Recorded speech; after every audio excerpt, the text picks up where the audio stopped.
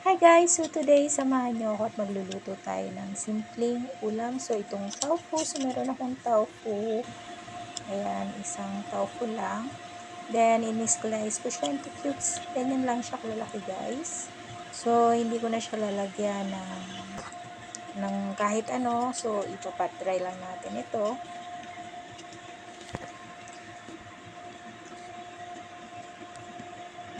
Then, after mapat-dry, so ipa-fry na natin.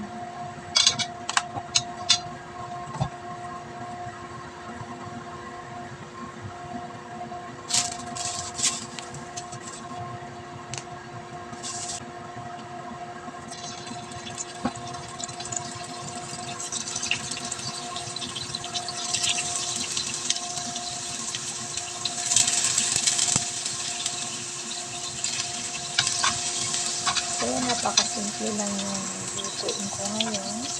At, siyempre, lalo't hindi naman maselan yung mga ano ko. Kaya, mga ganitong klaseng ulam lang yung niluluto ko. And, after na siya ma-fry, i-set aside natin ito.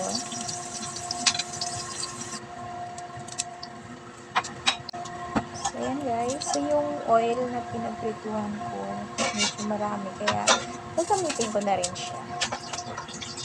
So, nagpainit na ulit ako ng kawali. So, lalagyan ko lang siya ng soybean sauce. Putin na natin yung minced garlic.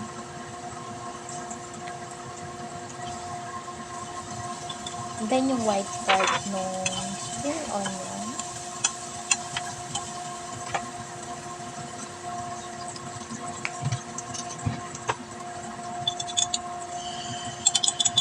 And then, yung soybean sauce. So, depende sa dami guys yung ilalagay mo. Tansyahan lang kasi nilalagay ko rito. Then, lalagyan natin siya ng sugar. So, para mag-balance yung taste niya. Then, cooking wine. Konting cooking wine. So, pag nakita nyo na siya na para nag-bubbles na siya, ayan, pwede na natin ilagay yung tofu. So, ayan, toast lang natin siya.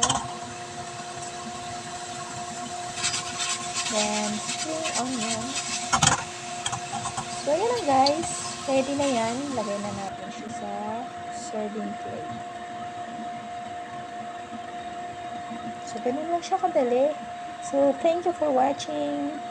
God bless. See you for my next video. Bye!